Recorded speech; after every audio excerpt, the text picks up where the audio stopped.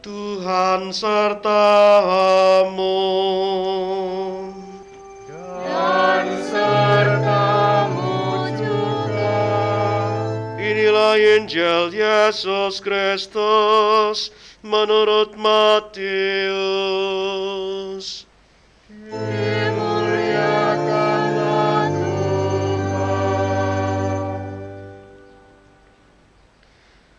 Sekali peristiwa, Yesus berkata kepada imam-imam kepala serta tua-tua bangsa Yahudi, "Dengarkanlah perumpamaan ini. Seorang tuan tanah membuka kebun anggur dan menanam pagar sekelilingnya. Ia menggali lubang tempat memeras anggur dan mendirikan menara juga di dalam kebun itu. Kemudian ia menyewakan kebun itu kepada penggarap-penggarap, lalu berangkat ke negeri lain. Ketika hampir tiba musim petik, ia menyuruh hamba-hambanya kepada penggarap-penggarap itu untuk menerima hasil yang menjadi bagiannya. Tetapi para penggarap menangkap hamba-hamba itu.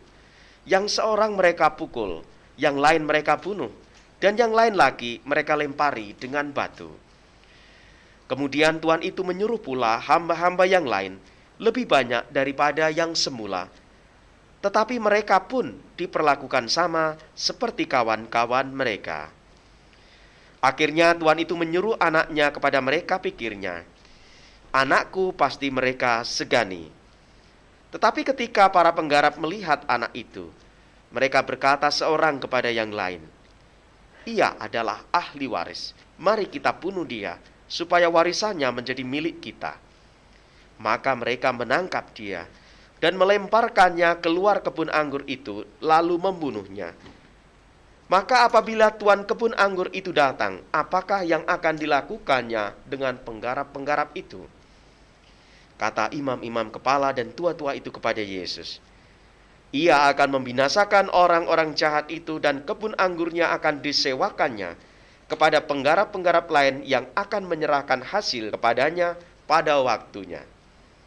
Kata Yesus kepada mereka, "Belum pernahkah kamu baca dalam kitab suci? Batu yang dibuang oleh tukang-tukang bangunan telah menjadi batu penjuru. Hal itu terjadi dari pihak Tuhan, suatu perbuatan ajaib di mata kita. Sebab itu aku berkata kepadamu, kerajaan Allah akan diambil daripadamu dan akan diberikan kepada suatu bangsa yang akan menghasilkan buah kerajaan itu."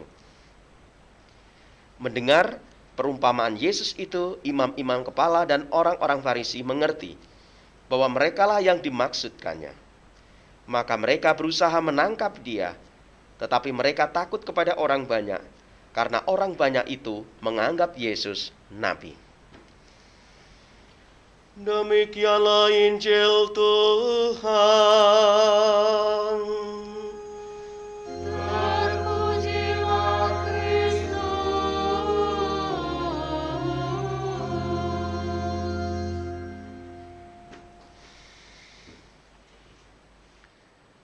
Dalam hidup kita sehari-hari ada peribahasa. Peribahasa itu bunyinya bahwa rumput tetangga itu kelihatan lebih hijau. Kira-kira benar nggak ya? Rumput tetangga kelihatan lebih hijau. Artinya bahwa kok seolah-olah apa yang nampak di luar diri kita, yang dimiliki orang lain, selalu lebih baik daripada yang kita miliki. Tapi perumpamaan itu tidak berhenti di situ, karena rumput yang hijau itu selalu menarik perhatian. Karena kita pasti ingin memiliki, ingin pergi ke rumput tetangga itu. Nah, ini sifat manusia yang mau menunjukkan bahwa seringkali kalau kita melihat situasi, membandingkan diri kita dengan orang lain, kemudian muncul penilaian bahwa kita ini kurang, orang lain itu lebih, meskipun kenyataannya tidak demikian. Kemudian muncul sikap iri hati.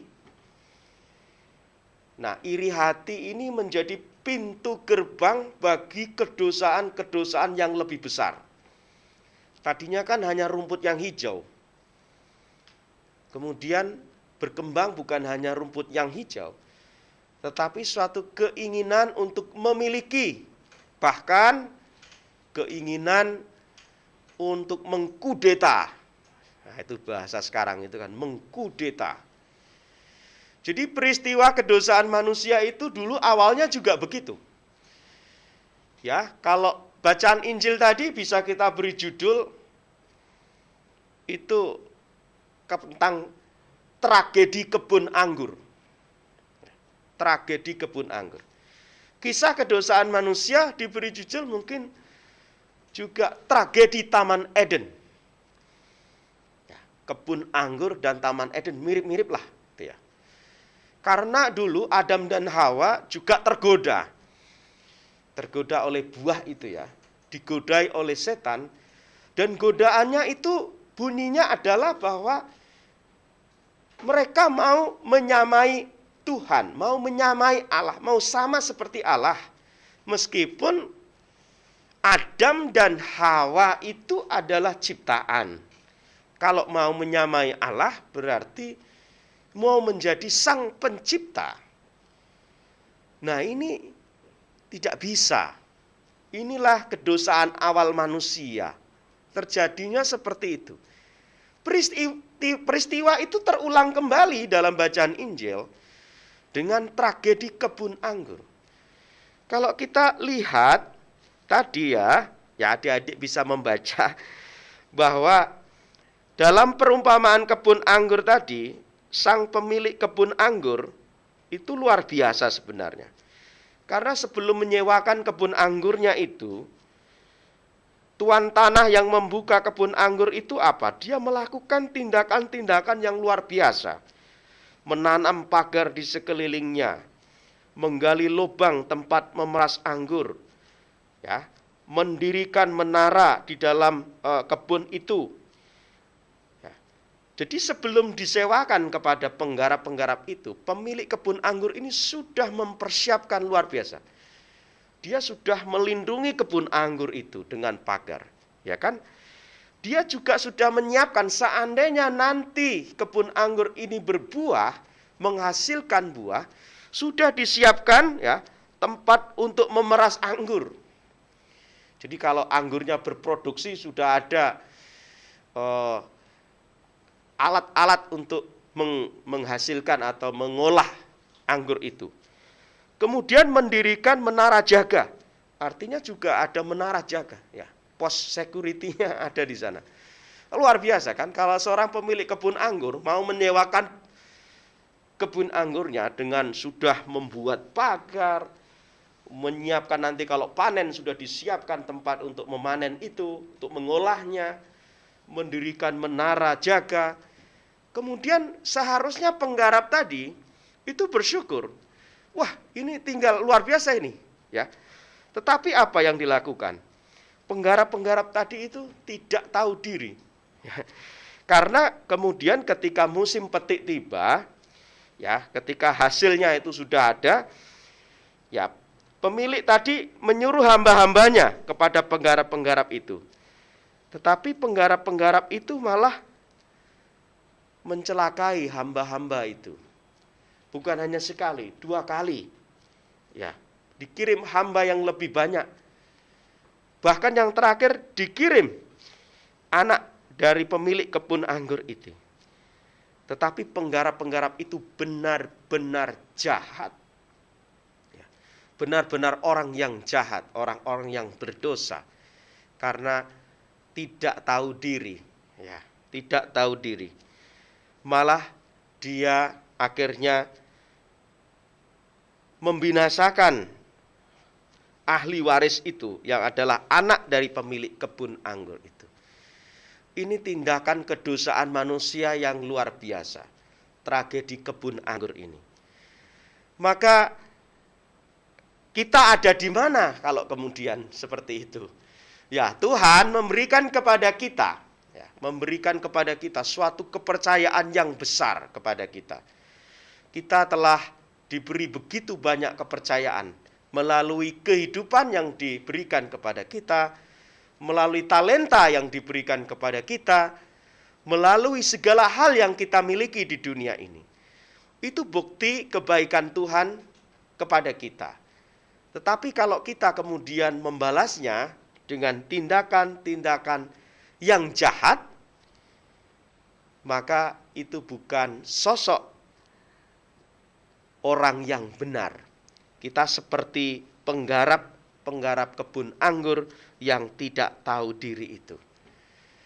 Maka dalam masa Prapaskah ini kita diingatkan untuk bertobat. Apakah di dalam diri kita ada juga kedosaan-kedosaan yang membawa kita jauh dari Tuhan, membawa kita kepada kedosaan dan kejahatan-kejahatan yang lebih besar lagi? Kalau ada, maka di masa Prapaskah ini kita diminta untuk bertobat. Nah, ini tidak mudah ya. Kita dipanggil untuk bertobat. Dan pertobatan kita bisa kita mulai dengan melihat kebaikan dan kasih Tuhan dalam hidup kita. Betapa Tuhan itu mengasihi kita. Betapa Tuhan itu begitu baik kepada kita. Sehingga segala perbuatan kita adalah tanggapan atas kebaikan Tuhan itu. Biasanya manusia kalau dibaiki sejahat apapun, ya sekali, dua kali dibaikin, pasti akan menjadi baik. Ya. Sebaliknya, kalau kita berbuat jahat sekecil apapun, dan kita, nggak apa-apa, diulang lagi, maka kejahatan yang kecil itu akan berlipat ganda, menjadi besar, menjadi kejahatan yang lebih besar lagi. Maka terhadap kejahatan sekecil apapun, kita tidak boleh dengan rela hati mengatakan nggak apa-apa. Kita harus tegas dengan segala tindakan jahat itu. Kita hentikan dan kita mulai berbuat baik, supaya kebaikan lebih besar daripada kejahatan, kebaikan lebih besar daripada keburukan. Karena itu tadi saya katakan di awal misa, di masa Prapaskah ini kita diundang ya, mengingat rumus matematika dasar itu ya. Kurang, tambah, kali, dan bagi. Apa yang harus aku kurangi? Jumat mengurangi apa? Yang jahat-jahat dikurangi. Kelekatan-kelekatan yang tidak teratur dikurangi. Apa yang saya tambah? Kalau dalam masa Prapaskah itu kan ciri khasnya 3.